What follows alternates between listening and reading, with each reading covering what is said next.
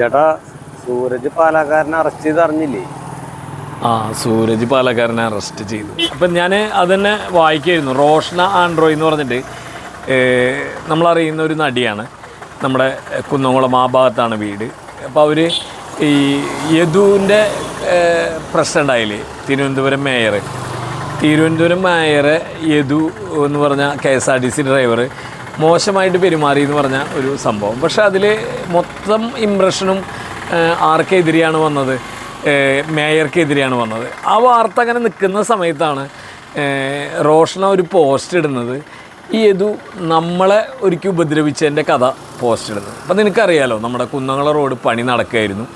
അതിൻ്റെ കുറേ ഭാഗം, മുണ്ടൂർ വരെയുള്ള ഭാഗം കോൺക്രീറ്റിംഗ് ആയിരുന്നു. അപ്പോൾ വൺ സൈഡാണ് വണ്ടി കടത്തി വിടുന്നുണ്ടായിരുന്നുള്ളൂ. ഇത് പറഞ്ഞിട്ട് റോഷന ഒരു പോസ്റ്റ് എന്നിട്ടു. ഇട്ട വഴിക്ക് യദു പറഞ്ഞു, ഞാൻ തൃശ്ശൂരുള്ള ബസ് ഓടിക്കണേ, അവിടേക്കുള്ള ബസ് ഓടിക്കില്ല പറഞ്ഞു. അപ്പോൾ റോഷന ആ ഫോട്ടോൻ്റെ ഡേറ്റ് അടക്കം എടുത്തിട്ടു. അപ്പോൾ പെട്ടു. സ്വാഭാവികമായിട്ടും അതിൽ നിന്ന് ഊരാൻ പറ്റാത്ത പോലെ. അപ്പോൾ നമുക്കറിയാം, തല്ല് കൊണ്ടവർക്കാണ് അതിൻ്റെ വേദന ഉണ്ടാവുക. നമ്മൾ തല്ലി കൊടുക്കുന്നവരിങ്ങനെ പല സ്ഥലത്ത് ഇങ്ങനെ തല്ലി കൊടുത്തു വരുന്നവരാവും. അവരെ സംബന്ധിച്ച് ഇങ്ങനെ തല്ലി കൊടുക്കുന്നവരല്ല, അവർക്കത് അറിയില്ല. അപ്പോൾ ഇവരത് പോസ്റ്റ് ചെയ്തപ്പോൾ ഈ സൂരജ് പാലക്കാരൻ ഇവരെ നടിയാണോ, ഇവരെ ഞാൻ കണ്ടിട്ടില്ലല്ലോ, അങ്ങനെ നമ്മൾ പറയില്ലേ, ഒരു സ്ത്രീനെ ഏറ്റവും വൃത്തികേടായിട്ട് എന്ത് പറയാം, അതൊക്കെ പറഞ്ഞുകൊണ്ട് വീഡിയോ ഇട്ടു. നമ്മൾ ഒരിക്കൽ പ്രതികരിക്കാൻ നോക്കി, പക്ഷേ കമ്മ്യൂണിറ്റി സ്റ്റാൻഡേർഡ് അനുസരിച്ച് സൂരജ് പാലക്കാരനെതിരെ വീഡിയോ ഇടാൻ വരെ പറ്റില്ല. അത്രയും മോശമാണ് അയാളുടെ നേരെ അയാളുടെ ലാംഗ്വേജ്. ഇപ്പോൾ റോഷന ഒരു പോസ്റ്റ് ചെയ്ത് ഞാൻ വായിക്കാം. യുവനടി എന്നൊക്കെ പറയേണ്ടത് എന്തിന്? മാധ്യമധർമ്മം കൃത്യമായി വിനിയോഗിക്കണം. എന്തായാലും നിങ്ങൾ ഫെയിം കൂട്ടിച്ചേർത്ത പോലെ നടി റോഷന ആൻഡ്രോയുടെ പരാതിയിൽ സൂരജ് പാലക്കാരൻ അറസ്റ്റിൽ, അങ്ങനെ വേണം കൊടുക്കാൻ. നല്ല കൃത്യമായ എഴുത്താണ്.